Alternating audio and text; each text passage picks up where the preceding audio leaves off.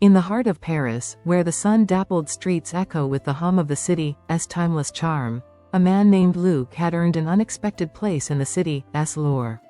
Luc was a man of simple habits. Every morning, he donned his leather jacket, fastened his helmet, and mounted his sleek, weathered bicycle. The gentle rumble of his wheels spinning down the cobbled streets was a regular melody in the neighborhoods surrounding Montmartre. Yet, it wasn't the bicycle or even his leather jacket that drew the crowds. It was his two tiny companions perched in his backpack.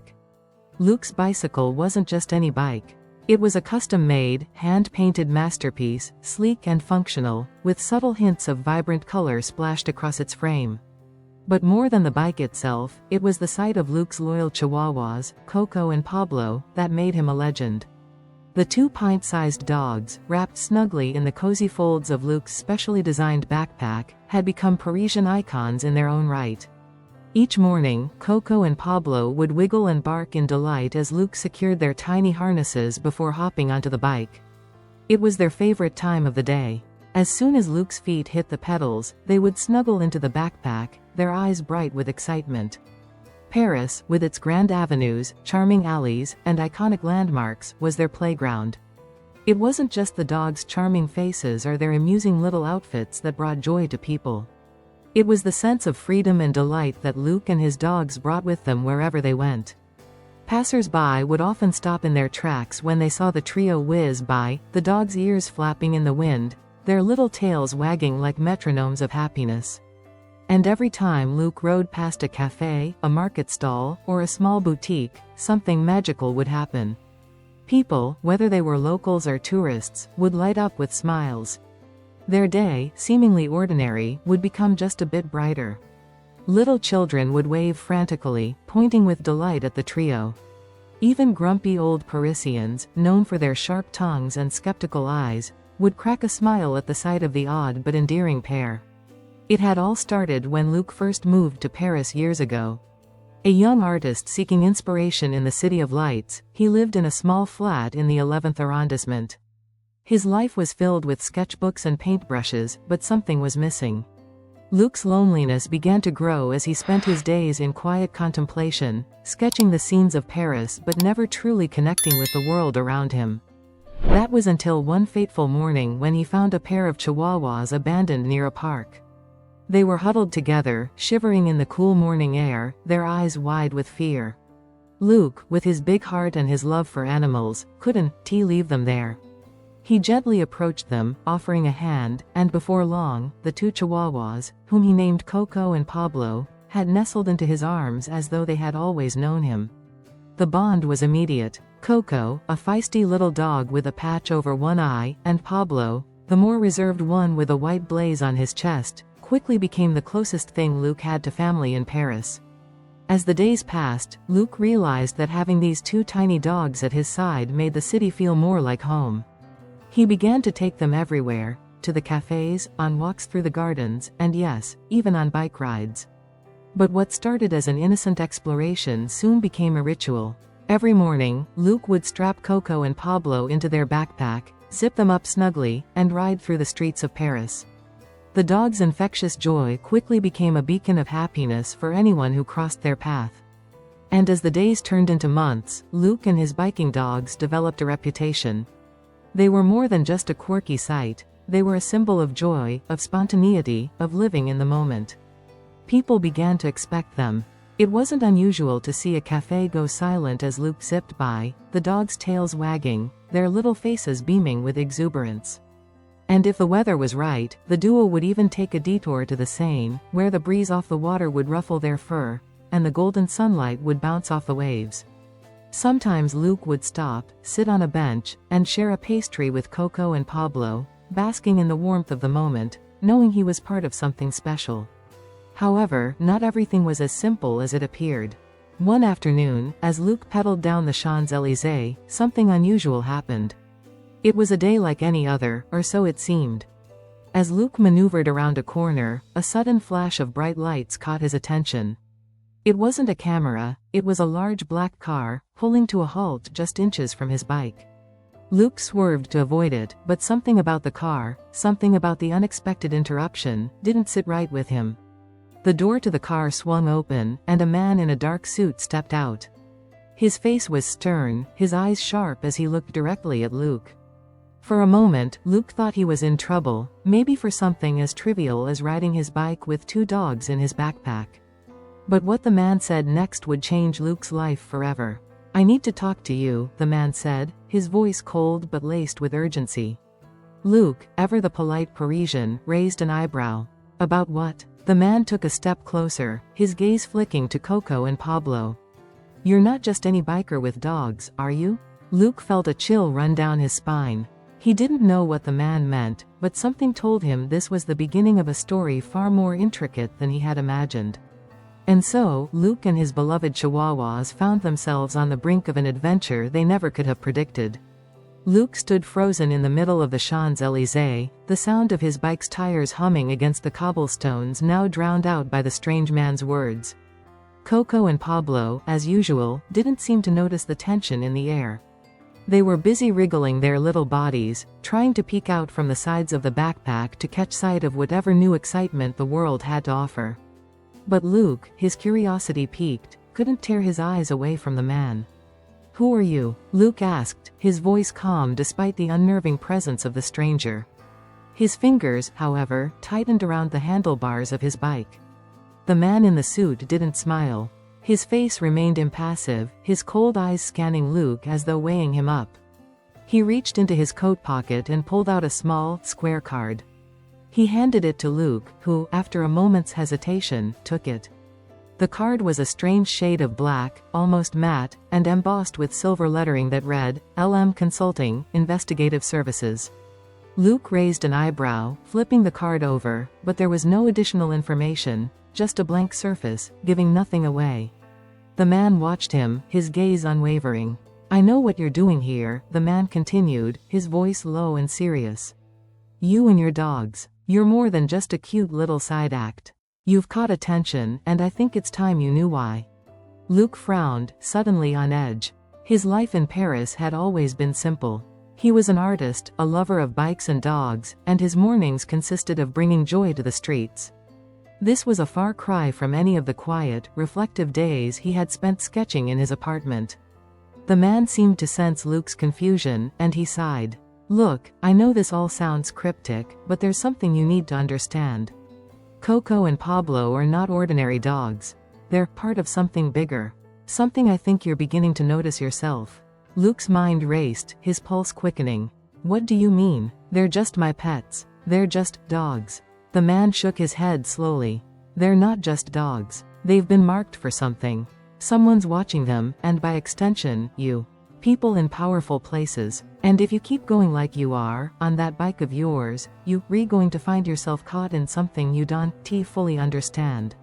Luke felt a flicker of panic. It was absurd. He had only wanted a simple life, to make people smile with his little companions.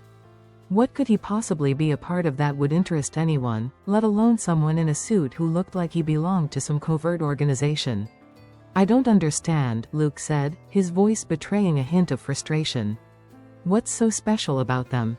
Coco and Pablo are just, well, they're just dogs." The man's eyes softened ever so slightly, but his voice remained steady. "I don't have time to explain everything to you right now. All I can say is that you need to be careful.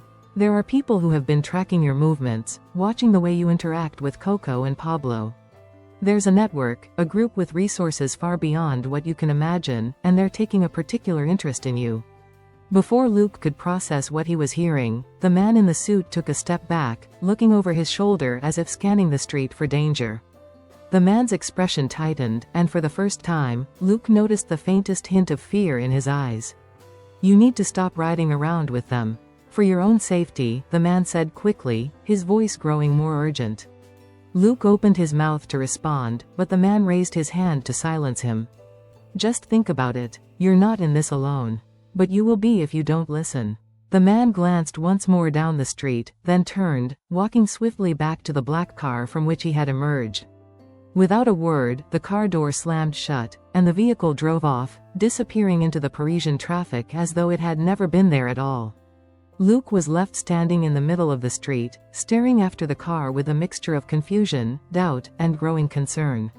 What had just happened? And what on earth did that man mean by marked? Luke? A voice called out from behind him, pulling him from his thoughts. He turned to see a familiar face, Marie, the owner of the small cafe he often visited on Rue des Martyrs. She was waving, a big grin on her face, but Luke could see the worry in her eyes as she approached him. "You look like you've seen a ghost," she remarked, half laughing as she stopped beside him. "Everything okay?" Luke hesitated. How could he explain any of this to her? That some mysterious stranger had approached him on the Champs-Élysées, making cryptic threats about his dogs? It sounded insane. I'm not sure, Marie, Luke replied slowly, still shaking off the tension in his chest. "A man just talked to me. He said some things that don't make sense."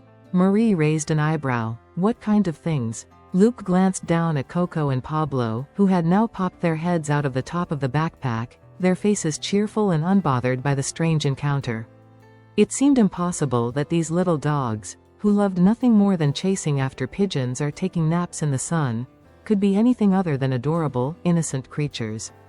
But then, Luke remembered the look in the man's eyes, the way he had spoken about Coco and Pablo like they were something other than what they appeared to be. He swallowed, unsure of what to say next. "I think someone might be following us." Marie studied him for a moment, her face softening. "What do you mean?" Luke's hand went to his bike, and he took a deep breath. "I don't know, but I think I need to find out." Marie didn't press him further. Instead, she gave him a knowing nod. "Just be careful, okay?" As Luke turned to ride off, he noticed the sun beginning to dip lower in the sky, casting a golden glow over the city. It felt like a sign that everything was about to change. The city he had come to love so deeply, the streets he had ridden so many times with his beloved dogs, had suddenly become unfamiliar. And the gentle hum of his bike's wheels felt different now, almost like the beginning of a journey he hadn't asked for, but one he couldn't turn away from. As he pedaled down the street, with Coco and Pablo nestled safely in his backpack, Luke realized something. He had no choice but to follow the strange trail laid out before him. He would have to find out who was watching, and why. And whatever secrets Coco and Pablo were hiding, he was determined to uncover them. The days that followed the encounter with the mysterious man in the black car felt like a dream, though one that had turned unsettlingly real. Luke couldn't shake the feeling that his peaceful, mundane life had been upended in a way he couldn't fully understand. His mind raced as he pedaled through the streets of Paris, Coco and Pablo nestled in their familiar spot in his backpack, blissfully unaware of the storm brewing around them. Luke had tried to shake off the man's warning. Perhaps it was just some sort of bizarre misunderstanding, but deep down, he knew better. There was something undeniably strange about the way the man had looked at him, as if he had recognized something Luke himself hadn't noticed. Coco and Pablo were just dogs, weren't they? Yet, if what the stranger had said was true, there was something far more significant at play, something hidden beneath the surface. To ease his mind, Luke decided to visit the one place in Paris that always gave him comfort, the small park near the Seine where he often stopped to sit and sketch. The rhythmic sound of the river lapping at the shore, the rustling of the trees, and the soft chatter of people around him always helped him to clear his mind. He'd come here many times before, always with Coco and Pablo, and the park had become a small oasis of peace in his bustling, unpredictable life. But this time, as Luke pulled up to the park on his bike, he noticed something unsettling. The atmosphere was different. The air felt thicker, as though something was hovering just beyond his perception. He slowed his pace as he neared the usual spot where he would sit, and for a brief moment, he had the distinct feeling that he was being watched. A chill ran down his spine. Luke scanned the park but saw nothing unusual. Couples sat on benches, a few children played with frisbees, and an artist was sketching by the riverbank. Yet, the sense of being observed lingered. "Coco, Pablo," Luke murmured, his voice barely audible. The dog's tiny ears perked up, and they shifted in the backpack, sensing his unease. He took a deep breath and tried to push the feeling aside. "It's nothing," he thought, but the nagging doubt didn't go away. Something was amiss. He dismounted his bike and sat down on a bench, letting his two dogs out of the backpack. They immediately began sniffing around, their little legs moving swiftly as they explored the familiar surroundings. Luke leaned back, attempting to distract himself by watching them, but his mind kept returning to the stranger's words. Someone's watching you. Without warning, a voice broke through his thoughts. Luke? Luke turned quickly, his heart skipping a beat. Standing in front of him was Marie, the cafe owner who had always been so supportive, so friendly. But today, her usual warm smile was replaced by a look of concern. Marie? Luke said, standing up in surprise. What are you doing here? I could ask you the same thing, she replied, her voice unusually serious. You've been acting strange the last few days, Luke. What's going on? Luke hesitated. Marie had always been a friend, but this felt different. He couldn't shake the feeling that telling her everything would put her in danger, just like he felt like he was now. Yet, he could sense that she wasn't going to let it go. Marie was a sharp woman, and if something was wrong, she would find out sooner or later. He exhaled slowly. Something weird happened a few days ago. A man approached me on the Champs-Élysées. He said some things that didn't make sense, but I think it's all connected to Coco and Pablo. Marie raised an eyebrow, clearly surprised. What did he say? Luke quickly recounted the encounter, the mysterious man, his cryptic warnings, and the mention of Coco and Pablo being marked for something, being watched by a powerful group. Marie listened intently, her face growing more serious as he spoke. So you think they're in danger? She asked when he finished. Luke nodded slowly. I don't know, but I can't shake the feeling that there's something more to this. Something hidden. I don't think they're just regular dogs. There's something about them. Marie crossed her arms, deep in thought. Then, her eyes lit up with a sudden realization. Wait, the man you spoke to, did he say anything about a group? A network? Did he mention anything about a symbol? Luke's heart skipped a beat. Yes, actually. He said someone was watching us. That there's a group, something bigger, and he mentioned that Coco and Pablo were marked. But I didn't see any symbol, no markings. Just their little collars and leashes. Marie's eyes widened. I think I know what this is about. Luke frowned, leaning forward in anticipation. What do you mean? Marie glanced around, as though making sure no one was eavesdropping, before lowering her voice. I've heard whispers, rumors about a secret organization in Paris. It's not something people talk about openly, but it's there. A group that's been involved in all sorts of things over the years, anything from art thefts to covert operations, and yes, they've been linked to some very strange experiments. Experiments? Luke echoed, his voice laced with disbelief. Yes, experiments. And they've been looking for something, or someone, for years, Marie said, her expression grave. I don't know all the details, but I've heard that this organization has been studying animals for some time now. I've even heard of them using animals in secret research projects. That's why they're so secretive. It's not just about power, it's about control. Luke stared at her, processing her words. Could this really be true? His mind raced, thinking back to the strange man's warning. The pieces were starting to fit together, but there was still one critical question that needed answering. But why Coco and Pablo? He asked. Why would they be involved in something like this? Marie's face darkened. That's the part one don't know. But I've heard of similar cases before, animals, specially bred or altered in some way. I don't know exactly how, but I think Coco and Pablo are connected to this organization somehow. Maybe they're more than what you think. Luke's heart sank. He couldn't believe what he was hearing. His two loyal companions, the ones who had brought him nothing but happiness, might be tied to something dark and dangerous. The weight of the truth settled heavily on his shoulders. Look, Marie said, her voice softer now, I can help you. If you really want to find out what's going on, we'll need to be careful. But we can't do this alone. You'll need to trust me, Luke. Luke stared at her for a long moment, uncertainty clouding his thoughts. But then, he looked down at Coco and Pablo, who were playfully chasing each other near the riverbank, blissfully unaware of the danger lurking in the shadows. I trust you, Marie, he said finally, his voice resolute. Let's figure this out together. And so, with a newfound determination, Luke knew that the journey ahead would not only reveal the truth behind the mysterious man's warning, but also the hidden story of Coco and Pablo. Whatever it was, he was prepared to face it, for he could never turn his back on the two little dogs who had brought him so much joy, and now, perhaps, held the key to a mystery that could change everything. The adventure had only just begun.